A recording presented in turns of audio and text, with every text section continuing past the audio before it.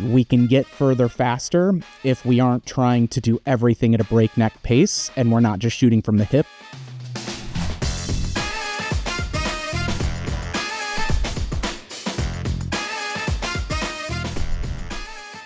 Hi, I'm Russ. And I'm Danny. And this is the Memory Makers Podcast, the show that helps you make amazing customer experiences and make more memories. Memory Makers Podcast, yeah. You remember that song? A little yeah. There. Been around the world and I can't find my baby. It's like some straight 80s pop. There you go. There you go. I don't recognize it, but we'll roll with it. It will infect your brain, so I apologize in advance. Awesome. Well, today in this episode, we're doing something a little bit different because we look back on the last 100+ episodes that we've done, and Russ has been in almost every single one because he's kind of like the main host of this thing. He's sort of running the show here. And so we're kind of turning this episode on its head where I'm going to be interviewing Russ, and we're going to be learning a little bit more about him as a person, him within this industry, his perspective on the industry, lessons that he's learned that he's going to share with me and all of you listening in the audience. Now, one of the things is Russ has no idea what I'm going to ask. I haven't shown him any of these questions. None of these are going to be crazy gotcha moments, Russ. Don't worry about that. We're just going to kind of roll with it here. So let's just go ahead and get into it. Does that sound like a plan to you? I'm down, man. Let's go. Okay. So you have been at Creative Works now about a decade, right? Yeah, coming up, it'll be 10 years in January. Okay, 10 years in January from the time of recording. As we record this timestamp, yes. So from day one at Creative Works until today, that's a decade's a long time. What are the biggest changes you've seen in the industry?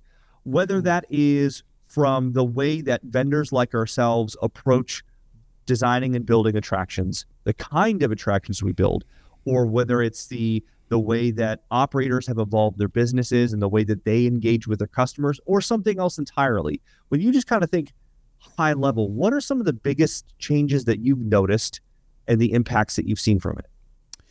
Yeah, that's I like that. My brain, because it works like this, is immediately like, well, here are all the fundamental things that don't change. And so then I'm trying to think of the opposite of that, like, the good best practices that never go away. But I think, what will strike me the most is whether it was, coming in right as the bowling entertainment centers were really starting to diversify, the trampoline industry was blowing up, and then also kind of learning that same lesson. The biggest thing that I would say is we are doing more for our customers than we ever have. And that's both for operators as well as us on the manufacturing or service side of things, because we want to remove friction. We want to be able to provide more of a turnkey experience, because guests don't like to have to run errands for their entertainment. We're in this entertainment arms race of how do we come up with something new? How do we add something to the portfolio mix? How do we create a better experience, whether that's easier ordering, expanding food and beverage? Like, I think that the most significant change when you look at 10 years ago, where you could have a standalone laser tag facility with 40 arcade games and a Noble Roman's pizza in it, like, it's just not going to cut it the same way today, because we have new technologies, we have better best practices that are in place now. I think that it's that continual growth mindset that our industry naturally leans into, because there's always cool new innovations and new products and things. Now, the counter to that, like I was joking at the beginning, is there still are some of those fundamental things that we have to be cognizant of as we navigate that change, right? Like, we have to know the rules so we can break them properly and tinker and experiment with new things. But I think the most significant change in the industry is just so much more of a diverse portfolio of attractions and services and, higher level staff engagement than we've ever seen before, in order to have something that is really meaningful to earn the dollars and time of the people coming through the doors.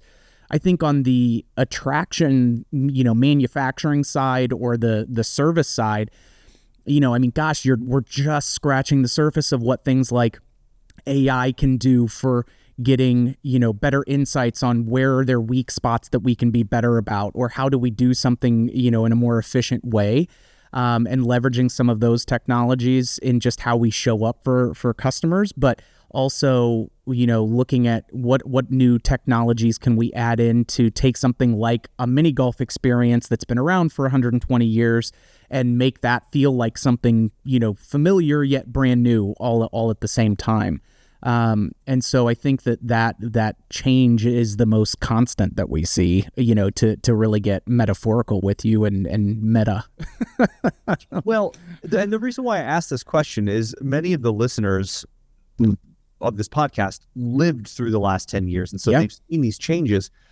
But I think it's important to reflect on the changes in the way that the industry has grown and evolved. Mm-hmm. Because from my perspective, this goes a little bit more than 10 years. This is more about 15 years on this timeline. But when I first started on the kind of at Creative Works in this industry until now, one of the biggest changes I've seen is the level of sophistication in our industry, where we still have family-owned, if you want to call them mom and pop centers, but there's a level of sophistication and higher-end experiences across the board that everyone's delivering. Mm-hmm. There's more sophistication in the way that people are operating. There's more sophistication in the way that we as manufacturers are building things and supporting those operators. Just kind of across the board, I think we've grown up a little bit as an industry in really positive ways. And I think it's important for all of us to reflect on that in order to, in times of stress and looking at the next thing and trying to achieve, let's pat ourselves on the back. We've all come a long way, right? All of us in our businesses, or if you're a manager or individual contributor listening to this, all of you you've come a long way in what you've done and what you've seen and what you've achieved. And it's important to reflect on that. Yeah. I mean, I even also think back to just Creative Works specifically and how we've changed, right? Like, we're in a new building. We've got 3 times the staff than we did 10 years ago. We're doing, way more attractions than 3 times the amount of what we were doing, 10 years ago. And it speaks to that point of, okay, what is out there that people are really enjoying? Why is that successful the way that it is, right? Like when axe throwing or escape rooms first came onto the scene, everyone's like, oh, is it a fad? Is it a fad? And it's like, it's still, as long as it's got those components of, reliability and durability, but the experience itself is that social, story-driven, and immersive in nature. There's really a ton of different combos that we can create in different ways to do that. And I'm just wildly excited. I tell people all the time, we're stupid lucky to get to do what we do. And it's such an incredible time because there's so much more of the blurring of the lines and the blending of experiences. And how do we just continue to make something new and feel fresh for us as creators, let alone the guests that are coming to enjoy it. So it's wildly fun to do what we do. All right. Here's where I want to go next. You've, in your role at Creative Works, we just talked about growing a lot as individuals, as managers, as companies, as the industry, right? And you've grown a lot as a person as well. And I'm curious, in your decade at Creative Works, what is one of the biggest leadership lessons that you've learned? Because we've gone through a lot of leadership training and courses through Creative Works and bringing people in and learning that way. But you've also had a lot of hands-on, practical, doing things, making mistakes like all of us do, learning lessons. But when you kind of reflect, and I'm making this question a little bit longer to give you some time to think about this because it's maybe a tough one. But when you reflect on that, what is one lesson that has been one of the most important you learned about being a leader in a company? Curiosity before assumptions. So it is, I don't know why I'm just losing my voice and getting choked up. Like I'm, pondering on this. Maybe I'm, just proud of who I am now as a leader versus who I was back at 10 years ago. So from a personal leadership style, when you're in your 20s and my frontal lobe was just getting finished, developed and all of that kind of stuff, like you're charging through, you're kind of doing some things of like fake it till you make it. You're fighting imposter syndrome. You're learning the lay of the land and the topography of who's all who in the industry and those kinds of things. But there are so many aspects that can surprise you. And I think especially over the last 4-5 years, most particularly, it's really slowing down so we can go faster. And by slowing down, I mean not necessarily being quick with an answer, but taking time to pause and reflect deeper on what some of those things are, compare it to previous experiences when we're thinking about like strategic initiatives and things like that. But even with team members, I think I'm much better now. I still have more that I want to improve upon it, but I'm much more comfortable and confident now with my ability. If a problem's brought to me, or a concern or an idea, is asking more questions around it first instead of just reacting to it. Because just for me, as my just own personal inclination, like, maybe what they're describing and what I'm hearing are slightly disconnected, and knowing that can then create some miscues or some missteps or just inefficiencies as we go through it.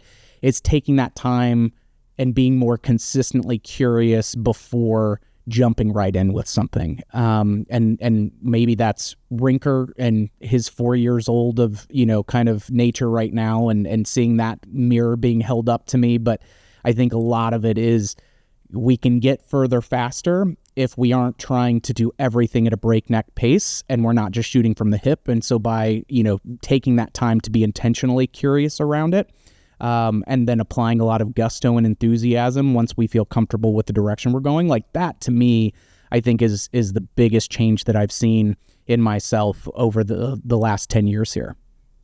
Slow is smooth and smooth is fast. I'm telling you, man, it's fun sometimes. And I joke with people. They're like, "Hey, how are you?" And I'm like, "Oh, I'm just keeping the skis pointed downhill." And it's one of those, like, kind of my cliche Russisms or whatever that's blended into my conversation, because there is a ton of stuff that like, we're moving at a breakneck pace. We want to be responsive to clients. We want to be first to market with a this or that, but it's kind of like a stand-up comic, right? Like, where you're like, oh my gosh, Nate Bargatze, he's this overnight success. It's like, no, man, he was doing 12, 20 years in small clubs and doing all of this stuff. And now when he's reached that explosion point, there's still all of those reps that have to work behind the scenes in order to get that there and get you to a point where you can move that fast or do those things that much better. So I would look at it something like that, where, man, when I talk to people that are in their early stages of their career or newer to the industry, I always, will tell them, like, what you learn in the first 3 months, like months 1 through 3 versus months 3 through 6 versus months 6 through 12, like, there's a huge compounding effect of what all of that stuff is. But then especially as you look year over year over year and you keep stacking that, like, there is so much that makes up what our industry is. And I still feel like there's tons more for me to get into the weeds on and familiarize myself with. And so, yeah, that intentional curiosity, as opposed to, kind of flying, shooting from the hip, or just like, oh, we can manifest this through force of will, taking some time to ask more intentional questions and dig a little deeper can eliminate a lot of that shenanigans on the process. Well, you mentioned there's still so much more for you to get into the weeds on. Yeah. And that's a perfect segue for where I want to go next. Is you recognize the biggest lesson that you learned in an area where you've grown a lot in the past. Looking forward, what are one or two areas where you, as a person and as a leader, you want to grow more? What are those skills that you want to develop more? What are the areas that you want to elevate and level up moving forward?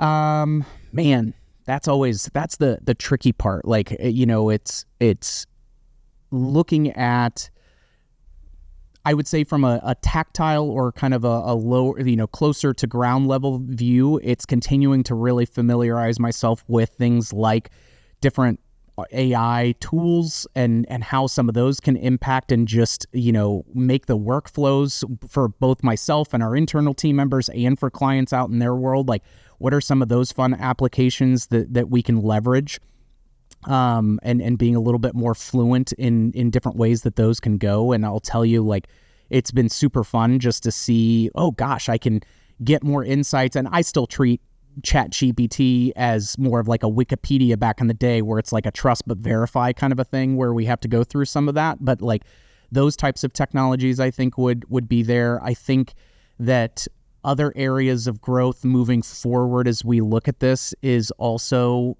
being a little bit more familiar with, I think, the minutia of operations. So like, coming from the laser flash days, like, my experience working in an entertainment facility was as kind of a frontline staff member, right? Like, it was a birthday party host, it was a laser tag game marshal, it was unjamming tickets and dealing with the guest services side. And so one thing that is kind of consistently popped up to me over the last little bits is like, at some point I want to take a week off of creative works, let's say, and go and work at one of our clients' locations and just kind of shadow and observe, just so that way I can get even more immersed in what the new landscape of some of those tools and technologies are, and see and shadow, whether it's some of our favorite folks like Craig Buster or, the team up at Airway Fun Center or things like that, like people that we see consistently execute at a really high level, or, and then spend some time almost like a 1 week sabbatical, or independent study where I can go in and observe and learn what that dynamic and landscape is currently. And not only that, but maybe even doing that with some of our partner, companies and things, just again, to broaden that knowledge base that I have. So, hey, these are the things that touch our world as far as making attractions, and I can be very fluent on what the best practices are around those. But when it comes to, a software platform that you're using for booking your events and taking online reservations or responding to Google reviews, like what are those types of things? Like that would be an area that I'd be really curious, on the operations side, as well as some of our partners, to take some windows of time and just shadow and like a mini apprenticeship almost, just to be more fluent in what's going on there. We're talking about growth right now, and you'd mentioned some people in the industry that are operating at a very high level. When we think about us growing as people, part of growth is being able to emulate others that we respect, that we admire, that we consider maybe role models. When you look around the industry, there's a lot of really amazing people in our industry. And that's one of the things I love about it, is because when I go to a place like IAPA Expo, I get to hang out with a lot of people that I just consider friends, because they're just great people and it's fun to spend time with them. And you've gotten to know a lot of people over the last decade, and you have built relationships with tons of operators across the industry. But when you look out, who are a couple people that inspire you, that have traits, qualities, and characteristics that you want to emulate more of because you see the impact that they have in their organization? And I will go ahead and add a caveat here. If Russ doesn't call you out personally, it's not that he doesn't respect you at all. I'll just go ahead and throw that out there for you so you don't have to feel guilty. You have it out. This is just a couple people, 1, 2, whoever you kind of comes to mind right now as you think about this. So don't come at Russ if he doesn't call out your name. No, please do, because you'll see me blush and be so embarrassed, and I'll be falling all over myself, and you'll get a free cocktail out of it at IAPA, I'm sure. So like, if you're looking for that, like, go for it. Oh, Danny, that's going to rub my people-pleasing meter like the wrong way.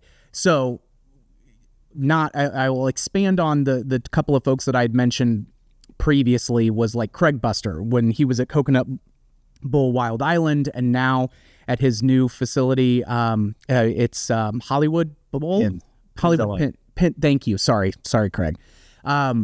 Craig is just like, I love switched on cats who are curious and can get shit done. And Craig is that guy through and through, like, and there.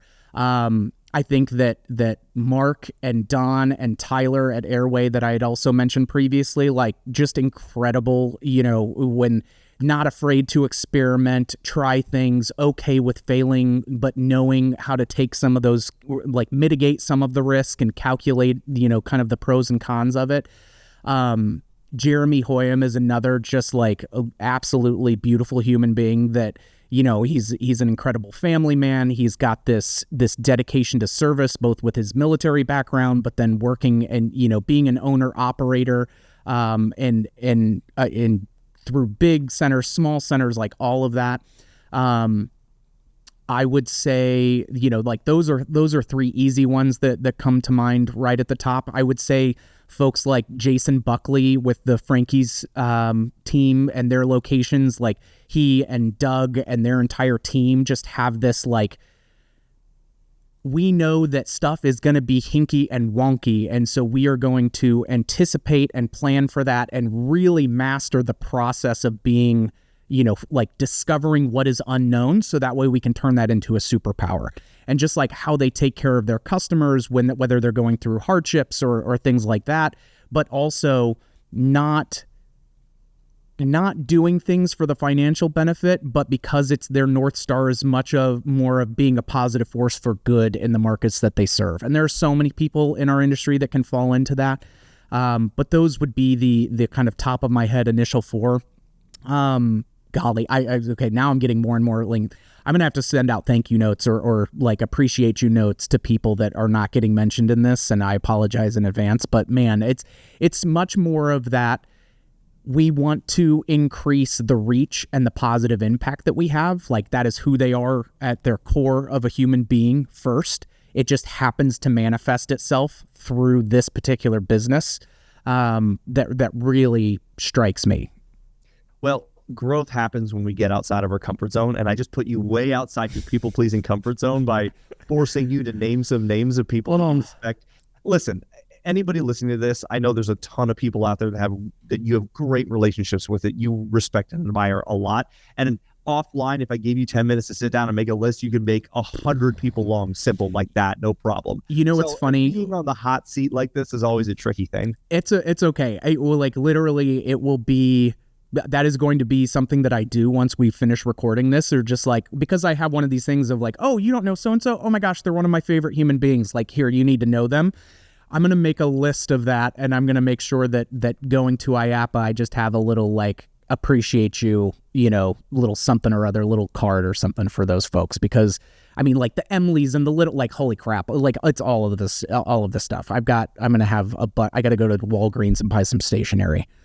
Well, I'll go ahead and issue a challenge to anyone listening to this podcast is when you listen to this, whatever day it is, by the end of today, send out 3 texts to people that you know, whether they're in our industry or not. Just 3 people that you know, you love, you admire, you respect, and just tell them, yes, hey, I love the fact that you do this and this and this. I admire you for this. Just let them know, because we so often assume the other person knows how we feel, but just take the 10 seconds to write a text to someone to express it. And you never know how much that is going to make their day. It makes a huge difference, I think, when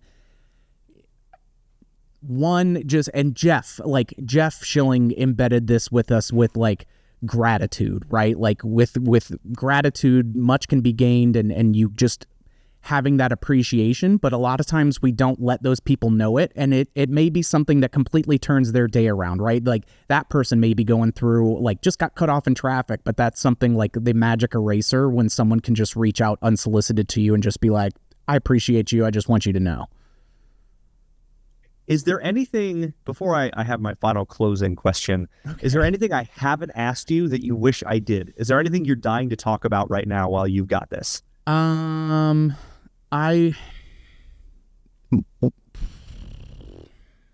don't know.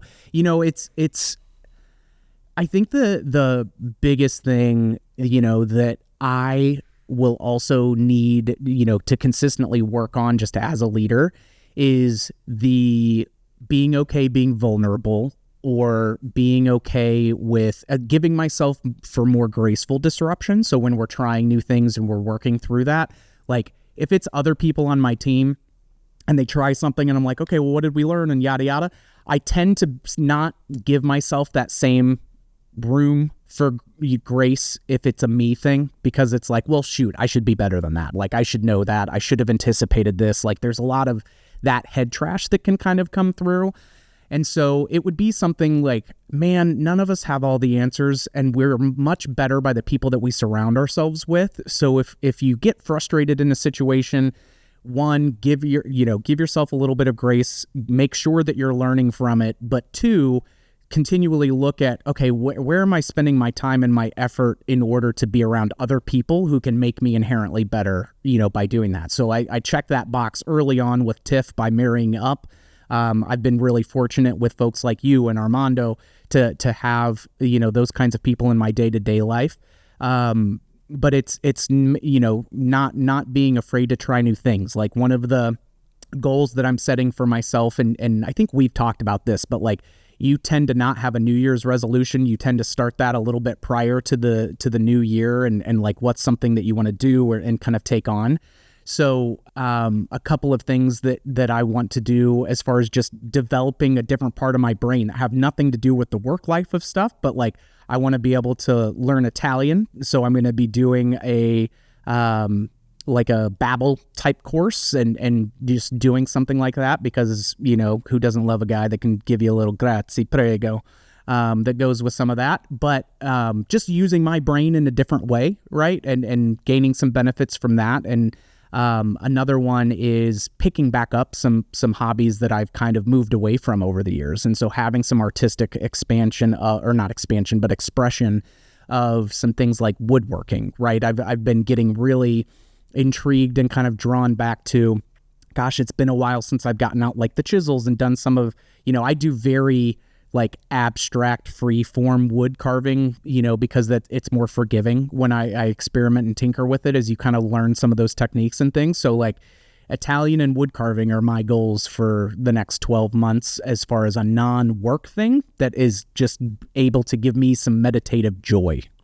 So when Russ shows up to a trade show next year and he's wearing a leather apron and has wood carving tools and he's speaking in Italian, we all know why. Yeah, and a pinky ring. I'm going to get a pinky ring once I like pass my course. So that way then I can really, you know, get the whole experience. Well, I actually think that's a perfect place to wrap up because I was going to ask about your words of wisdom for the end of the year, because at the time of recording this, we had just recently started Q4. But I think everything that you just shared is a perfect example of that, of finding new skills, growing ourselves, and don't wait until time feels right. Don't wait until it feels perfect. Don't wait until you feel ready. Do it now. Don't wait until January 1st or some other arbitrary date. If you want to make change, the only way to do it is to change now, not at some point in the future, hopefully maybe down the line. Now, today. It'll be messy. It won't be perfect. You'll learn a lot, and that's okay, because that's sort of the point of this whole journey we call life. Yeah. Hey, and on that note, and you're going to be mad at me for doing this, but as we're recording this, it is your birthday. And so I want to wish you happy birthday and let you know that I appreciate the shit out of you, man. And I'm so grateful for all of the, just you're a good infusion to my tea. You bring a lot of color and a lot of zest and a lot of zeal to my life, and I appreciate you for that. What have you learned in this latest trip around the sun? I'm going to flip the script back on you so that way I can get back into my comfort zone of asking the questions. What most significant thing that stands out to you, whether that's an accomplishment or a lesson learned or anything over the last year? Yeah, it's always tough being put on the spot when you work with that kind of question. I think something that I'm proud of is starting Action Lab Leadership. Hell yeah. This year and partnering with Armando and Kim and making that happen and having a more distinct and official way to be able to help operators make a big impact in their businesses and in their communities. And that's exciting to me because the people that I get to work with on a regular basis, I see them grow and I see them change. And that, to me, those aha moments from another person, when they can get that fills me with a lot of joy. And so for me, that's something I'm very proud of launching Action Lab Leadership. And, you know, this is just the beginning of where we're going to be going in the future. So I'm very, very excited for that. Well deserved, my friend. I appreciate you. With that, I think we're at a great spot to wrap up. And if you, unless you guys have anything else, Mikey Mike, what'd you learn this year? I'm just kidding. I won't put you on the spot. So thank you all for joining us for this episode. If you liked what you heard, we would love, any reviews and feedback that you have. If you have ideas for future episodes, hit us up on social media, and we will be more than happy to infuse that into upcoming episodes. We've got our weekly episodes coming out. I'll tell you, I'm really looking forward to some of the upcoming guests and interviews that we've got as well. It's like I said, we're stupid lucky to get to do what we do, and this is part of it. And also wanted to give a big shout out to Mikey Mike on the ones and twos, working the Ultranet for us as always. And thank you all for joining us, and we'll catch you on the next one, Troublemakers.